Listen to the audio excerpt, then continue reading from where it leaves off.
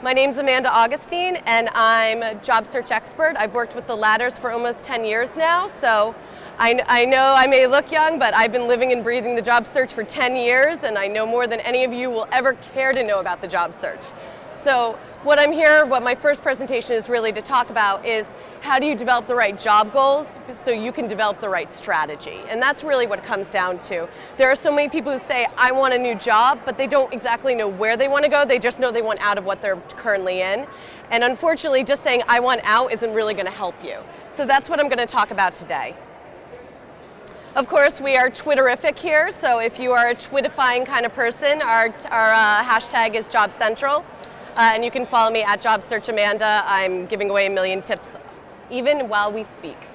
The ladders, you're here, you must know about it. We are an online job matching service, and our goal is really to help the right person find the right job.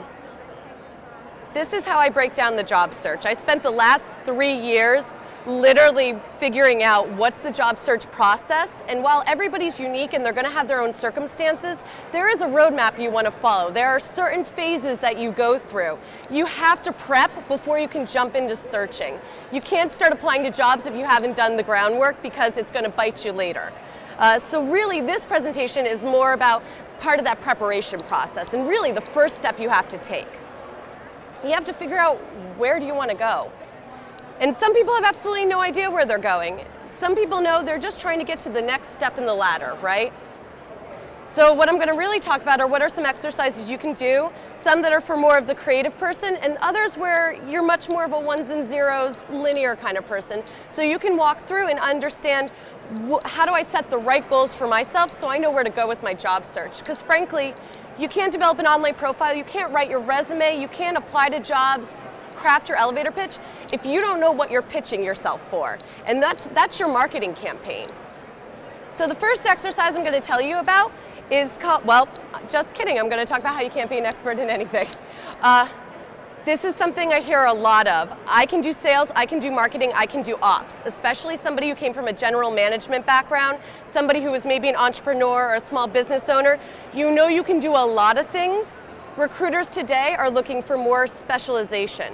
So you don't want a resume, for instance, that's just saying, look at everything I've done. You have to decide, I did all this and I was really good at operations, so everything I'm going to write and every way I'm going to project myself is talking about how I applied operations. How was I amazing at doing operations? You've done lots of other things, and while they can be mentioned, they should not be the headliner. You really want to take an inventory of your skill sets and your preferences. And this is where you have to start. Think about what you've done in your career today. What am I great at? What am I the go-to person at my office? What have I always been known to be really great at? Look at old reviews, old one-on-ones. Look for the feedback. What were you told that you were wonderful at? And then you have to acknowledge, what are your weaker areas? Yes, it's an opportunity to build it, but let's be honest, you probably don't want to build a career around one of your weaknesses. The other is, what are you excellent at, but it doesn't excite you? Because I know a lot of people who say, well, I'm fantastic at sales, but I'm going to shoot myself if I have to pitch to another person.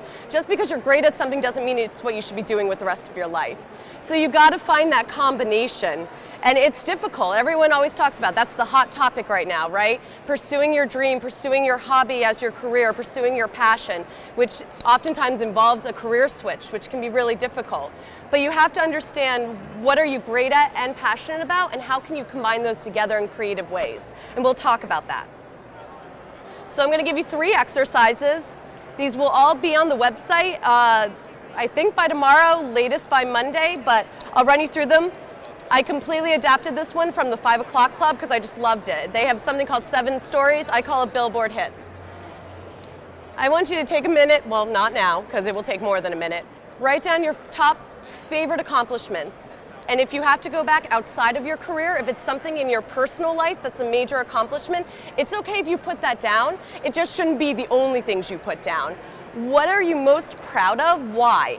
And really start thinking about, What was your involvement? How did you get involved in it? Did you propose it? Did someone else? Were you in charge, or were you supporting a team? What was the subject matter expertise? What were the values behind it? If you were at a company while you were doing, what was the culture like? What, was it fast-paced? Was it more traditional? Was it bricks and mortar? Was it a small startup? You have to think about what environment you work best at. And these are really important because, especially these two on the end, this really gets into company culture. And that's a huge, huge buzzword that's going around, specifically in recruiting. I don't care if you have the best skill set in the world for a job. If you don't have the right cultural fit for that company, if you're not going to jive with that team, it's not going to matter. You're not going to get the job, and frankly, if you did, you'd be miserable because it's not the right environment for you. These are the three things that you really have to think about. That's not fair. You know, I know I'm loud, but come on. So this is what I'm talking about. This is called the 80-20 rule. I'm going to wait a minute. Just a minute. Yes? Are you just doing the intro thing? You're not doing the resume piece yet, because I just walked in. The resume piece? The resume. No, everything you need to know is over there. I'm just doing presentations and Q&A. Okay. You're doing I'm the bottom half of the sheet. Right, you're not involved. So the 80-20 rule, you want to go around that way? They'll help. Are you a recruiter? No, it says go to the welcome desk. Where's the welcome? The welcome desk is that line right there. It's in the center. Can you get me Bill, please? Yep. So the 80-20 rule in recruiting, there's an 80-20 rule for everything, right? But the 80-20 rule in recruiting is basically if you get down for a face-to-face interview, after you've made it past the initial phone screen, 80% of that interview is going to be spent figuring out if you will fit in with that team. 20% of it is really confirming you have the skill set that your resume says you do.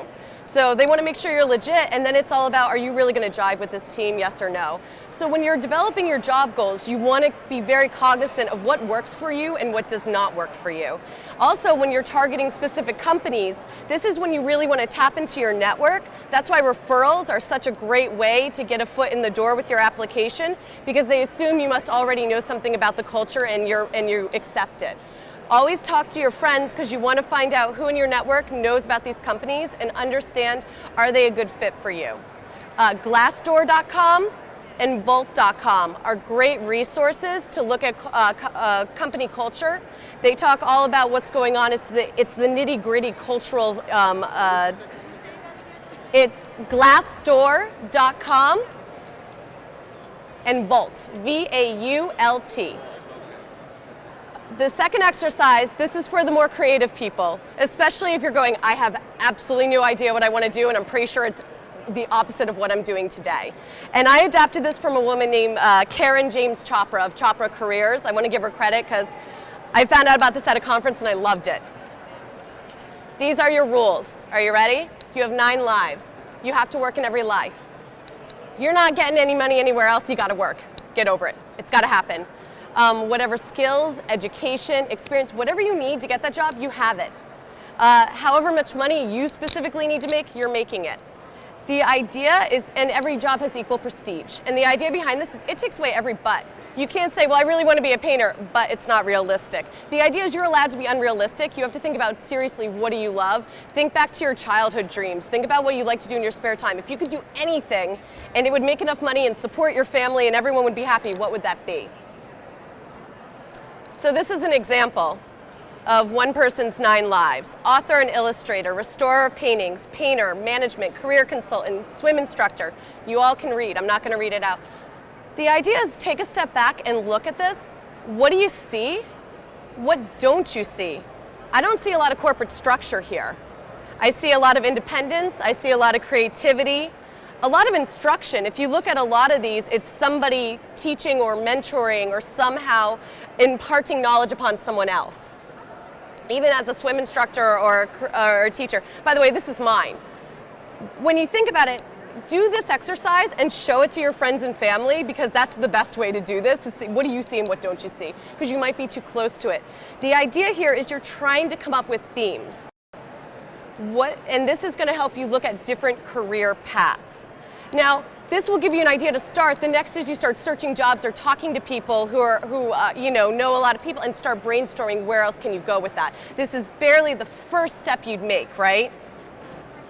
Career run through. This is for more of our linear thinkers, the ones who need ones and zeros and need to make notes. This is the best for you. Take a copy of your resume, or you can just take a piece of paper and make 3 columns.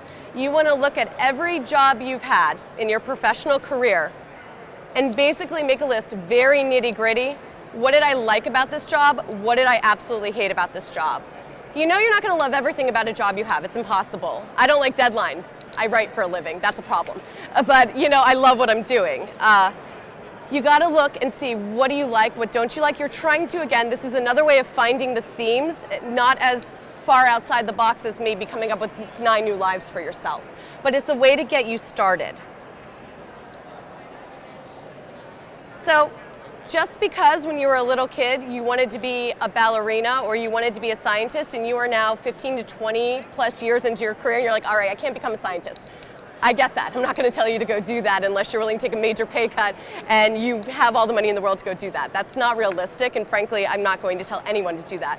But what you do want to do is think about, what did you love as a kid and how does that apply? All right, I can't become a prima ballerina. I don't have the body, I don't have the talent, and I'm too old. But I'm great at marketing and sales, so has it occurred to me to look at the performing arts industry, and is there a spot where I could be selling memberships or part of a director of development, bringing in funds? The idea is, you may not be able to become the astronaut, but it doesn't mean you can't take what you're great at and somehow apply it to an industry that will at least let you get involved with that. For instance, my fiance, right? Great at numbers, fantastic. Can't stand them. Hates working in finance, but that's what he's great at. Not fair. Okay. But he's a boating guy. If he could do anything, he would be on that show in Boston where they're like getting tuna, wicked tuna. That's what he'd be doing for a living. It's not gonna happen, I can tell you right now. I'm marrying him, it's not gonna happen. We're not moving to Boston and he's fishing. It's just not in the cards.